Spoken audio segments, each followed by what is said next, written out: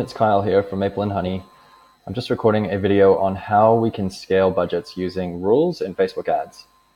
Essentially what I've set up here in our client's account for Peaches is 2 rules to make sure that we're never going crazy in their account with these rules.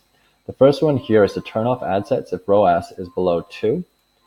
What I've done is I've got this checking daily to make sure that any ads that have a low ROAS are disabled. Now, I've done this based on the fact that the ad set has to have a reach of over 1,000 people for this rule to run. So that just means that it makes sure that, any new campaigns aren't switched off before there's enough data. And then you can see that I've also got another condition, which is the ROAS filter. The time range I've set up is lifetime, which basically means look at the ROAS across the entire campaign, not just, a certain period. So that's important because you can go last 7 days or the last 14 days. We can look at, changing that later, and then just making sure that you've named it and the frequency. So I've got it scheduled to go daily. I've got an email if the rule actually activates anything, and the subscribers are myself and Johnson. So that's how that works for disabling ads automatically. The next one here is the one that I really want to start adding to any high-performing accounts. So in here, you can see the rules called M&H 20% budget increase if ROAS is greater than 3. Now, the reason I've done it this way is because my research has showed that Facebook's active learning phase can be triggered if you increase the budget over 20% at any given time.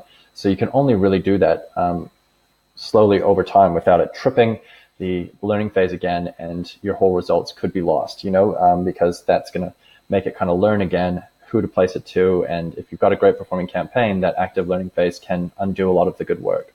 So I try to do it this way. So essentially in here, I've got an action, which is to increase the daily budget by 20%. I've got a maximum daily budget cap at $200, which, if we hit that, fantastic. Action frequency. So this is how often should this run for. So I've put it as once daily, but then there's a schedule that runs this rule. So we'll look at that later. So conditions are website purchases over 3, ROAS over 3, and reach over 1,000. Time range is on 14 days for some reason. Let me change that. So to lifetime. Attribution window is account default. And then the schedule here is what's important, is I've set it to a custom schedule, basically meaning that it's going to check once every 3 days. All right, so 3 days, the reason I do that is because, again, my research has shown that Facebook's active learning phase is triggered if you're doing budget increases more than a frequency of every couple of days and that 20%. So this is the best way to scale ads safely under that radar.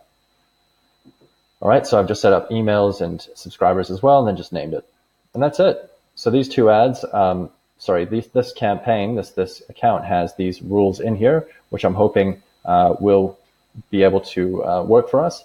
And I'm going to be setting these up in other accounts. I'm hoping that what we can start doing over the next month is figuring out what rules work and how we can use those to really impact our optimization work. All right, so that's it from me.